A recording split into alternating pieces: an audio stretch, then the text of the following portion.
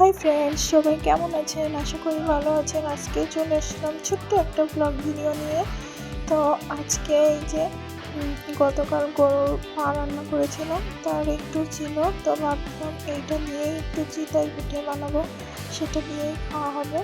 তো এখানে আমি বেশি নয়, আধা কেজি চাউলের গুঁড়ি করে নিয়েছি। ভেবেছিলাম ছোট ব্লেন্ডারতে হয়তো বা নাও হতে পারে, তাই অল্প করেই চালটা ভিজিয়েছিলাম। তো দেখো, এই যে গুঁড়া করে নিয়েছি। আর এই গুঁড়াটাকে কিন্তু আমি সয়াবিন তেল, বেকিং পাউডার আর লবণ দিয়ে মাখিয়ে রেখেছিলাম। আর এদিকে আমি পানিটা গরম বসিয়ে দিয়েছি গুঁড়াটা গুলে নেওয়ার জন্য। আর এই আটাটা চালের গুঁড়াটা কিন্তু প্রায় 1 ঘন্টার মতো এইভাবে আমি মাখিয়ে রেখে দিয়েছি। মাখিয়ে রাখলে কিন্তু অনেক বেশি ফোলে। আর এই দেখো, গোলাটা এখন আমি গুলিয়েও নিয়েছি অল্প অল্প কুসুম গরম পানি দিয়ে, এরকম একটা কনসিস্টেন্সির ব্যাটার করে নিয়েছি।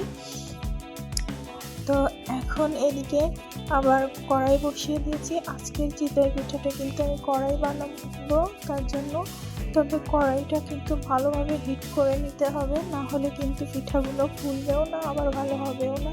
একটা ব্রাশ দিয়ে কিন্তু ব্রাশ করে নিচ্ছিলাম একটু। আর তেলটার পরিমাণটা বেশি হয়ে যাওয়ায় আমি একটু টিস্যু দিয়ে এভাবে কড়াইয়ের ভিতরটা ভালোভাবে মুছে নিচ্ছি।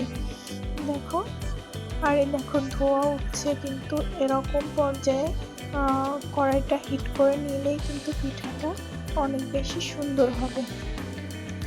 তো এখন এর ভিতরে আমি এই যে ব্যাটার তৈরি করে রেখেছি সেটাই দিয়ে দিচ্ছি।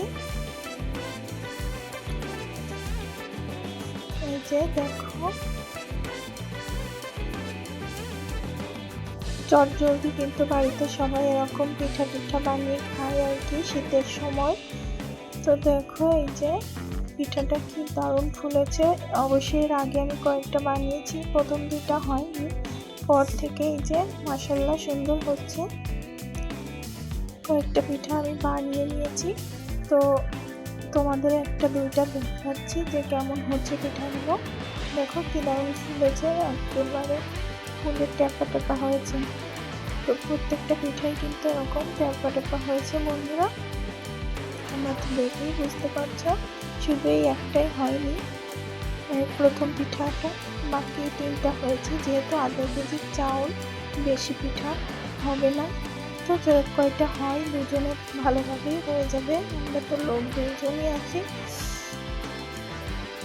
তো আবারও খোলাগুলো দিয়ে ঢেকে দিলাম। তো এইভাবে কিন্তু সমস্ত পিঠাগুলো আমি তৈরি করে নেব। দেখো, এই পিঠাটাও কিন্তু খুব সুন্দর ফুলেছে। তো ভাবছি এবার একটা মাটির যে হাঁড়িগুলো হয় ওই হাঁড়িগুলোতে বানাবো, তার ভিডিও তোমাদের সাথে শেয়ার করব। তো আমার পরিষ্কার কড়াইটা কালো হয়ে গেছে, দেখো। যাই হোক, ওটা আবার পরিষ্কার করে নিতে হবে। তো পিঠাগুলো দারুণ হয়েছে, দেখো ফুলে ফুলে। আমার তো খুব আনন্দ হচ্ছে পিঠাগুলো সুন্দরভাবে হচ্ছে বলে। তো এখান থেকে আর দুইটা মতো পিঠা হবে।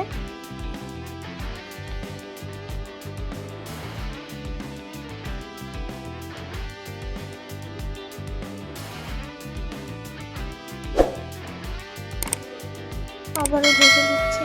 আর এখন চলে আসলাম সমস্ত পিঠাগুলো বানিয়ে নিয়ে। আর এই দেখো, এদিকে কয়েকটা চিটা রুটি পিঠাও বানিয়েছিলাম। অনেকেই যে আরও কি কি নাম আছে পিঠাগুলোর আমি জানি না। এখানে আমি চাল নিয়ে নিয়েছি, ভাতটা রান্না করব তার জন্য।